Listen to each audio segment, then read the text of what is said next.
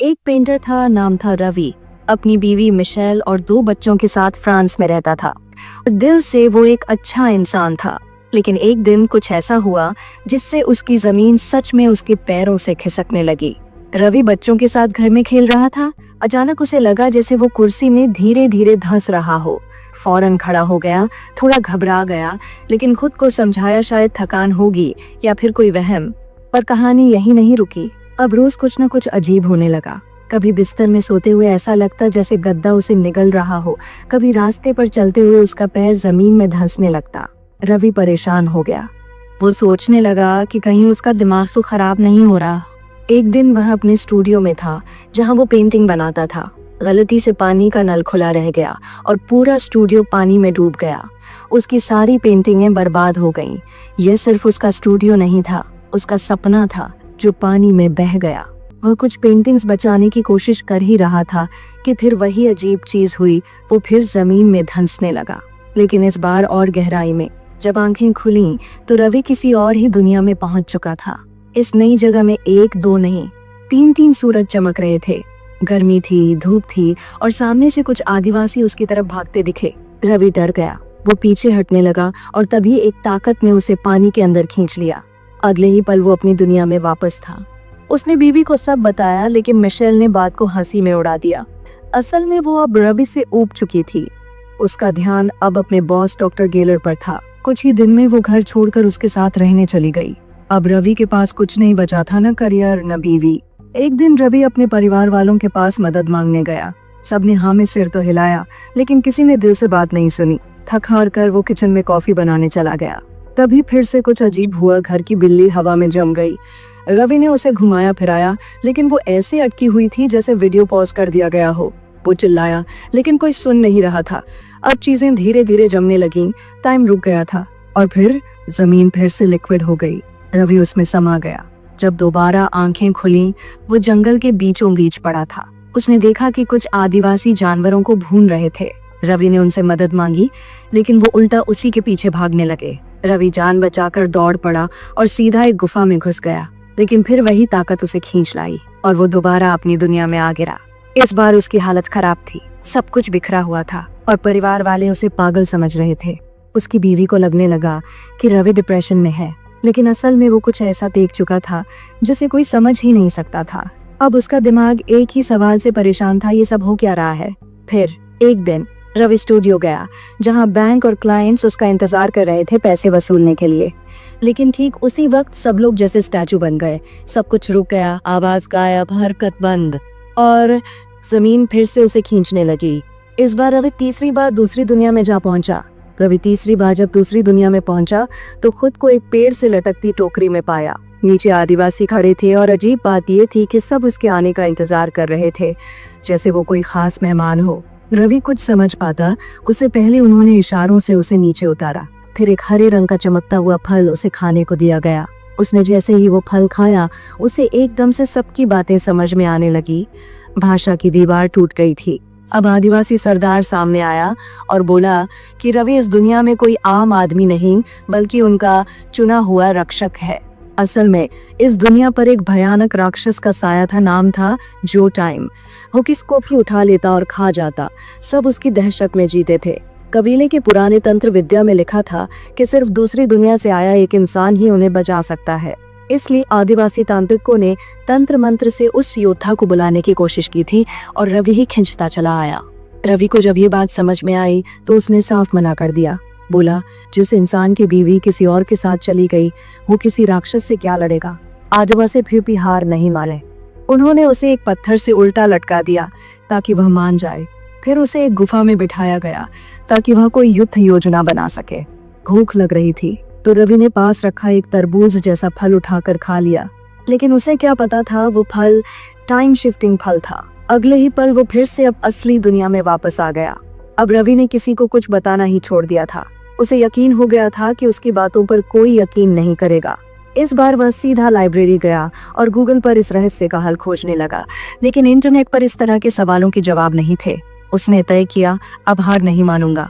खुद को मजबूत बनाने के लिए उसने प्रोटीन पाउडर, तो उसके अंदर एक नया जोश था। कबीले वालों ने उसे तलवार दी और वो लड़ाई की तैयारियों में जुट गया। रवि ने आदिवासियों को एक नई योजना बताई। वह चाहता था कि सभी लोग अपना गांव छोड़कर एक नए इलाके में बसें जहां राक्षस नहीं पहुंच पाए। लेकिन दिक्कत ये थी, कबीले के नियम के अनुसार गांव की सीमा पार करना मतलब आसमान से बिजली गिरना। सब डरे हुए थे। रवि ने खुद सबसे पहले सड़क पार करके दिखाया और जब कुछ नहीं हुआ तो लोग धीरे धीरे उसके पीछे चलने लगे। अब सबको यकीन हो गया, रवि ही उनका मसीहा है। चलते चलते कुछ घंटों बाद रास्ते में उन्हें 2 अजनबी आदिवासी मिले जो टाइम के आदमी थे। उन्होंने उन्हें धमकाया कि वापस लौट जाओ। रवि ने उन दोनों से बहस की और मौका देखकर एक को चुपके से खत्म भी कर दिया। अब उसे खबर मिली कि जो टाइम उनके पुराने गांव पर हमला करने वाला है। रवि एक बार फिर अपनी असली दुनिया में लौटा। इस बार उसने युद्ध की किताबें पढ़नी शुरू की और समझा कि युद्ध जीतने के लिए सबसे जरूरी होता है लोगों का आत्मविश्वास। जब वह वापस कबीले में लौटा तो उसने सबको इकट्ठा किया और एक जोशीला भाषण दिया। उसे देख सबके अंदर जान आ गई। अब रवि सिर्फ एक पेंटर नहीं रहा, वो बन गया था एक सेनापति। रवि ने जब आदिवासियों के सामने भाषण दिया तो सबके दिल में जोश भर गया। अब वो डर नहीं रहे थे। सब मान चुके थे कि रवि ही उनका सच्चा नेता है। उन्होंने रवि को अपना हीरो मान लिया था। अब गांव की रक्षा करने की तैयारी शुरू हो गई। लेकिन तभी खबर आई कि जो टाइम की सेना बहुत नजदीक पहुंच चुकी है और हमला कभी भी हो सकता है। रवि ने सबको कहा कि उन्हें सामने से लड़ाई नहीं लड़नी चाहिए। रात को जब दुश्मन सो रहे थे, रवि चुपके से उनके कैंप में पहुंचा। वहां उसने सबको चिढ़ाना शुरू कर दिया। किसी को धक्का दिया, किसी को थप्पड़ मारा और किसी को उल्टी सीधी बातें कहकर भड़काया। सारी दुश्मन सेना गुस्से में उसके पीछे दौड़ पड़ी। रवि दौड़ता रहा और सीधा एक खाली मैदान में पहुंच गया। उसके पीछे दुश्मन सैनिक भी वहीं पहुंचे। ये रवि की चाल थी। जैसे ही दुश्मन मैदान में पहुंचे, उसने अपनी सेना को हमला करने का इशारा दिया। आदिवासियों ने अपने तीर कमान निकाले और छुपकर हमला कर दिया। ऊपर से बारिश नहीं, तीरों की बौछार हो रही थी। कुछ ही देर में आधे दुश्मन मारे गए, बाकी जान बचाकर भाग खड़े हुए। सबने रवि को कंधों पर उठा लिया। अब वो सिर्फ योद्धा नहीं, उनका राजा बन चुका था। इसके बाद गांव में खूब जश्न मनाया गया। लोगों ने रवि को भगवान की तरह पूजा। उसके नाम से गीत गाए जाने लगे और उसके चारों तरफ अब हमेशा लड़कियां घूमती रहती थीं। रवि ने अपनी पेंटिंग की कला से गांव में नई चीजें बनाई, नए घर, सुंदर दीवारें, फव्वारे, और धीरे धीरे ये गांव पहले से कहीं ज्यादा सुंदर और विकसित हो गया। 6 महीने बीत गए। अब रवि एक सच्चा राजा बन चुका था। अब वो वही इंसान नहीं रहा जो कभी अपनी बीवी के बॉयफ्रेंड से डरता था। अब तो हालत ये थी कि गैलर उसका नाम सुनकर ही डरने लगा। एक दिन रवि की अपनी बीवी और उसके बॉयफ्रेंड से मुलाकात हो गई। गुस्से में दोनों की आपस में झड़प हो गई और रवि ने उसे बुरी तरह पीट दिया। इस बार उसे बहुत सुकून मिला, लेकिन धीरे धीरे रवि का दिमाग बदलने लगा। अब वह अपनी ताकत का गलत इस्तेमाल करने लगा। जो आदिवासी पहले उसे पूछते थे, अब वही उसके खिलाफ बोलने लगे। किसी को उससे डर लगने लगा तो किसी को गुस्सा आने लगा। रवि अब लोगों से दिन भर काम करवाता और बदले में बहुत कम देता। लोगों को लगने लगा कि अब उन्हें किसी राजा की नहीं, बराबरी की जिंदगी की जरूरत है। रवि को जब ये बात पता चली तो उसने सबके साथ बैठकर बात करने की कोशिश की, लेकिन कोई सुनने को तैयार नहीं था। अब सब के सब उसके खिलाफ हो चुके थे। आखिरकार लोगों ने रवि को बंदी बनाकर गांव से बाहर फेंक दिया। अब रवि को एहसास हुआ कि उसने घमंड में बहुत कुछ खो दिया। अपनी असली दुनिया में वापस आकर रवि ने दोबारा से एक नया स्टूडियो शुरू करने का फैसला किया। इस बार उसने किसी से मदद मांगी और सच में मेहनत से काम किया। अब वो बदल चुका था। घमंड को उसने अपनी जिंदगी से निकाल फेंका। इसी दौरान उसकी जिंदगी में डेल्फी नाम की एक औरत आई। वो दोनों एक दूसरे को पसंद करने लगे। रवि को लगा कि अब उसकी जिंदगी वापस पटरी पर लौट रही है, लेकिन जैसे ही डेल्फी ने पहली बार रवि को किस किया, वही हुआ जिसका डर था। रवि एक बार फिर से दूसरी दुनिया में पहुंच गया। रवि फिर से उस अजीब दुनिया में आ चुका था।